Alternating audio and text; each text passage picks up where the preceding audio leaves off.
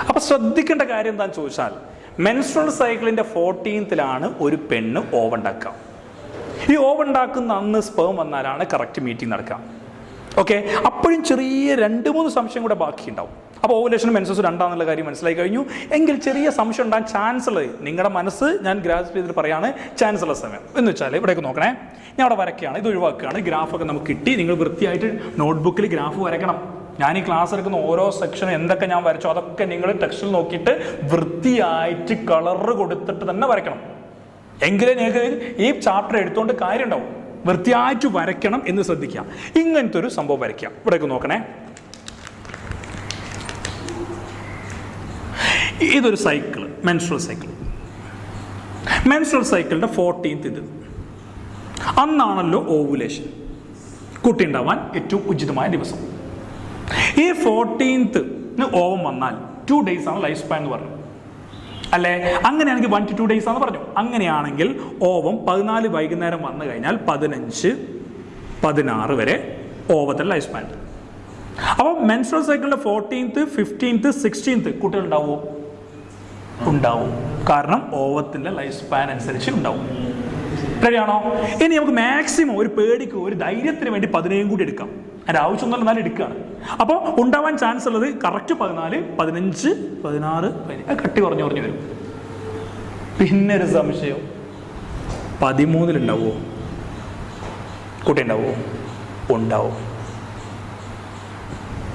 12 ഉണ്ടാവുമോ? ഉണ്ടാവും. 11 ഉണ്ടാവുമോ? ഉണ്ടാവും. 10 വരെ ഉണ്ടാവാൻ ചാൻസ് ഉണ്ട്. അതിന് കാരണം പറയാൻ പറ്റുമോ? ഭർത്താവിൻ്റെ സ്പേമിൻ്റെ ലൈഫ് സ്പാൻ 3 to 4 days ആണ്. ഒരു ഭാര്യയും ഭർത്താവും മെൻസ്ട്രൽ സൈക്കിളിൻ്റെ 11 സെക്ഷൽ ഇൻ്റർകോഴ്സ് നടത്തി. അപ്പം ആ കുട്ടിയുടെ ഫെലോപ്പിയൻ ട്യൂബിൽ സ്പേം വന്ന് നിൽക്കും 11ാം ദിവസം. 4 ദിവസം ലൈഫ് സ്പാൻ ഉള്ളത് കൊണ്ട് ഈ സ്പേം അവിടെ തന്നെ കിടക്കും. അപ്പോഴേക്കും ഓവുലേഷൻ ഡേറ്റ് എത്തും. അപ്പം ഫെലോപ്പിയൻ ട്യൂബിലേക്ക് ഇവിടുന്ന് ഓം വരും. പുലിമുരുകൻ നിൽക്കുന്ന ഏരിയ ഈ സ്പേം നിൽക്കുന്നത് ഓവത്തെ ചാടി അങ്ങ് പിടിക്കും, ഫെർട്ടിലൈസേഷൻ നടത്തും. അപ്പോൾ ഒരു പെൺകുട്ടി ഗർഭിണിയാവാൻ ഏറ്റവും ഉചിതമായ ദിവസം 14 ആണെങ്കിലും ചാൻസ് ഉള്ള സമയം ഏതാണ്? എൻ്റെ ഇത് നോക്കിയിട്ട് പറ. എൻ്റെ ഇതല്ല, എൻ്റെ പിക്ചർ നോക്കിയിട്ട് പറ. അറിയോ നിങ്ങൾക്ക്? 10 മുതൽ 17 വരെ. അതുകൊണ്ട് ഈ പീരീഡിനെ ഫെർട്ടൈൽ പീരീഡ് എന്ന് പറയും. ഇത് ശരിക്ക് ഗ്രീനിങ് കൊണ്ട് കണ്ടിട്ട് അടയാളപ്പെടുത്തിയാൽ ഉണ്ടാകുന്നൊരു ഭംഗിയുണ്ടല്ലോ, ഇത് രസമെന്നറിയോ? ചില വീട്ടിലൊക്കെ ഞാൻ കയറി ചെല്ലുമ്പോൾ ബെഡ്റൂമിൽ ഇങ്ങനത്തെ അടിപൊളി ഒരു ക്ലോക്ക് ഒക്കെ കാണാം. ഈ ക്ലോക്ക് കണ്ടു കഴിഞ്ഞാൽ നമ്മൾ വിചാരിക്കും ആരെ പ്രസന്റേഷൻ കൊടുത്താൽ നോക്കി. അതൊന്നുമല്ല, അതൊക്കെ വേറെ ടെക്നോളജി ഉണ്ട്. 10 മുതൽ 17 വരെയുള്ള ഈ സമയം നല്ല ഗ്രീനിങ് കൊണ്ട് കൊടുക്കുക. ഇപ്പൊ നിങ്ങൾ കൊടുക്കുക, എന്നിട്ട് ഡൈനിങ് ടേബിളോ അല്ലെങ്കിൽ നിങ്ങളുടെ ബെഡ്റൂമിലോ കൊണ്ടുപോയി വെക്ക്. അച്ഛൻ ചോദിച്ചാൽ പറഞ്ഞാൽ മതി, പുതിയ ടൈപ്പ് നോക്കാന്ന്. ഞാൻ വാങ്ങി തന്നാന്ന് പറയരുതേ, അവിടെ ശ്രദ്ധിക്കേണ്ട കാര്യം. ആ 10 മുതൽ 17 വരെയുള്ള ഈ സമയം പച്ച ഇങ്ക് കൊണ്ട് കൊടുക്കും, പച്ചക്കൊടി, ഫെർട്ടൈൽ പീരീഡ്. അങ്ങനെയാണെങ്കിൽ ഇവിടുന്ന് ഇങ്ങോട്ടുള്ള പീരീഡ് ഇല്ലേ, കുട്ടികളുണ്ടാവാൻ ചാൻസ് ഇല്ല. ഇപ്പം നെറ്റ് എക്സാമ്പിൾ 9, 8, 7, 6, 5 ഇങ്ങനെ ഇങ്ങോട്ട് പോരും. അതുപോലെ തന്നെ ഇവിടെ ഇങ്ങനെ ഇങ്ങോട്ടും പോരും. ഇതൊന്നും കൃത്യമായിട്ട് എനിക്കറിയില്ല, നിങ്ങൾ നോക്കി പഠിക്കുക. ഓക്കെ, അപ്പോൾ ഈ ഡേറ്റ് കുട്ടികളുടെ ചാൻസ് കൂടുതലാണോ കുറവാണോ? കുറവാണ്. പക്ഷേ ഈ പീരീഡിനെയാണ് നമ്മൾ വിളിക്കുന്ന വെറൈറ്റി പേര് സേഫ്റ്റി പീരീഡ്. സേഫ്റ്റി പീരീഡ് എന്ന് വിളിക്കുക. എന്തുകൊണ്ട് സേഫ്റ്റി ആണെന്നുള്ള കാര്യം നിങ്ങൾ കുറച്ചും കൂടി വലുതായാൽ മനസ്സിലാവും. Okay, that is A safety period. ഇപ്പം നല്ല കുട്ടികളായി പഠിക്കുക. സേഫ്റ്റി പീരീഡ് അത് റെഡ് കൊണ്ടാണ് കൊടുക്കുക, കാരണം അപകട സൂചനയാണ് സേഫ്റ്റി പീരീഡ്. അപകട സൂചന ആയതുകൊണ്ട് മാത്രമല്ല, കുട്ടികളുണ്ടാവാൻ ചാൻസ് കുറവുള്ള പീരീഡാണ് സേഫ്റ്റി. ഇത് ഫെർട്ടൈൽ. ഓക്കെ, അപ്പം ഇനി കുട്ടികൾ ഉണ്ടാവേണ്ട ആളുകൾ, കുട്ടികൾ ഉണ്ടാവാതെ വരും. ഇപ്പോൾ എക്സാമ്പിൾ പറയാം, ഒന്ന് ആലോചിച്ച് നോക്ക്. നിങ്ങൾ അടുത്തൊന്നും ആരും ഇല്ലാന്ന് വിചാരിക്കുന്നു, കൊച്ചു കുട്ടികളൊക്കെ എടുത്ത് മാറ്റി വെക്കുക. ഓക്കെ, അവരൊക്കെ കേൾക്കുമ്പോൾ ഏത് ക്ലോക്കാന്നൊക്കെ ചോദിക്കും, ടൈറ്റാൻ ആണോ എന്നൊക്കെ ചോദിക്കുമ്പോൾ നിങ്ങൾ പറയാൻ കഴിയാത്ത അവസ്ഥ വരും. അപ്പോൾ അടുത്ത ആരെങ്കിലും ഉണ്ടെങ്കിൽ മാറ്റി വെക്കുക, ശ്രദ്ധിക്കുക. ഇത് കണ്ടല്ലോ, ഇത് സേഫ്റ്റിയാണ്, ഇത് ഫെർട്ടൈലാണ്.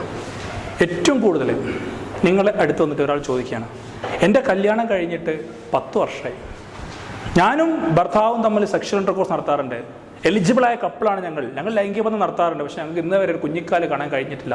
പല കോഴിക്കാലും ഞങ്ങൾ കഴിച്ചു നോക്കി, പല രീതിയിലും ഉരുളി കമത്തി നോക്കി. ഇതിന് ഉരുളിയല്ല കമത്തേണ്ടത്, മുരളി ശരിക്കും നോക്കണം ഇതെന്താ ചെയ്യേണ്ടതെന്നുള്ളത്. കുട്ടികളുണ്ടാകുന്ന സമയത്ത് മാത്രമേ ഉള്ളൂ ഇതില്ല. ചില ആളുകൾ, തമാശ പറഞ്ഞല്ല, ചില ആളുകൾ ലൈംഗിക ബന്ധം നടത്തും മെൻസ്ട്രുവൽ സൈക്കിളിൻ്റെ ഇന്ന് 6 7 2 ദിവസം അതേ ലീവുള്ളൂ.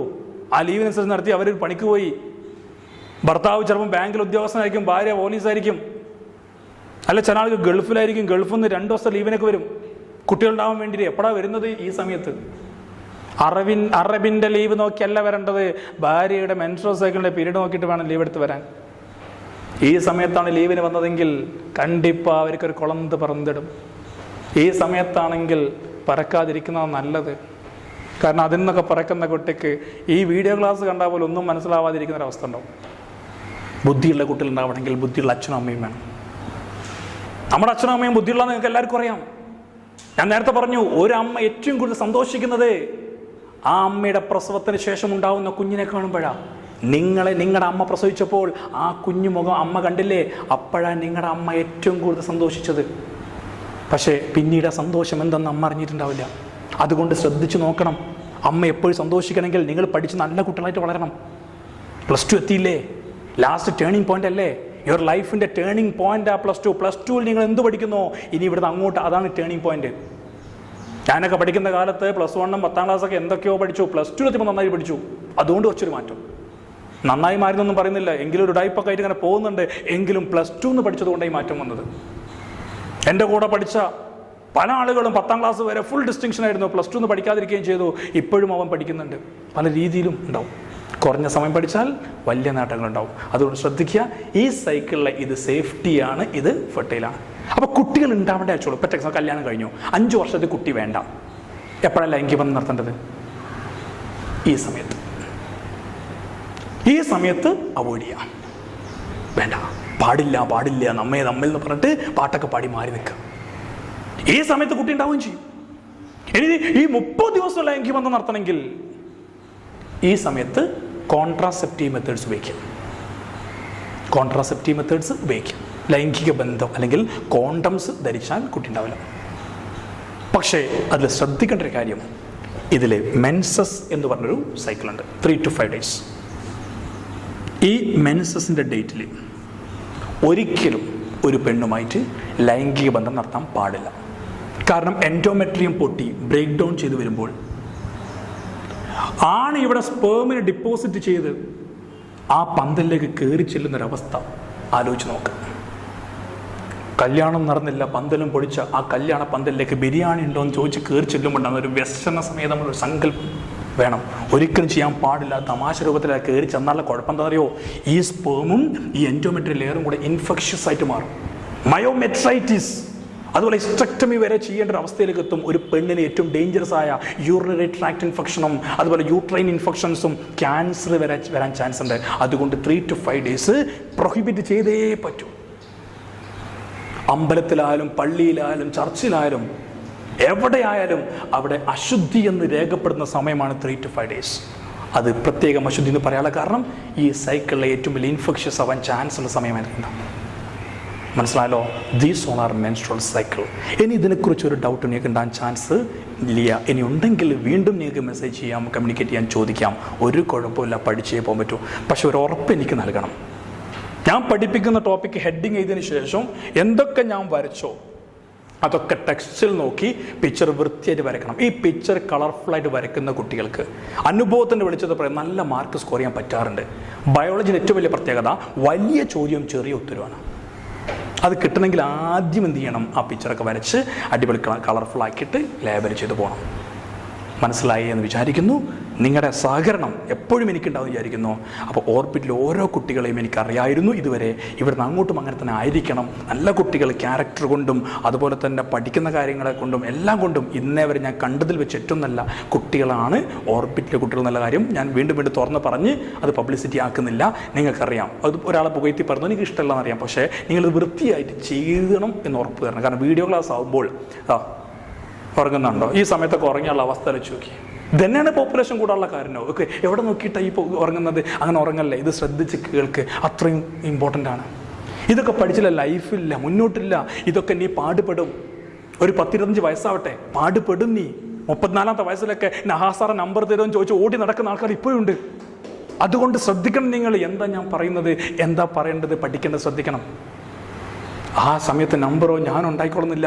അതുകൊണ്ട് ഇപ്പോഴേ നിങ്ങൾ പഠിച്ച് റെഡിയാക്കി വെക്കുക. എന്താണ് ഡൗട്ട് ഉള്ളതെന്ന് വെച്ചാൽ മനസ്സിലുണ്ടല്ലോ, വരച്ച് എഴുതി തന്നെ പഠിക്കുന്നുള്ള വിശ്വാസത്തിൽ ഞാൻ ഈ ഒരു ടോപ്പിക്ക് വൈൻഡപ്പ് ചെയ്യാണ്. Thank you for your kind corporation.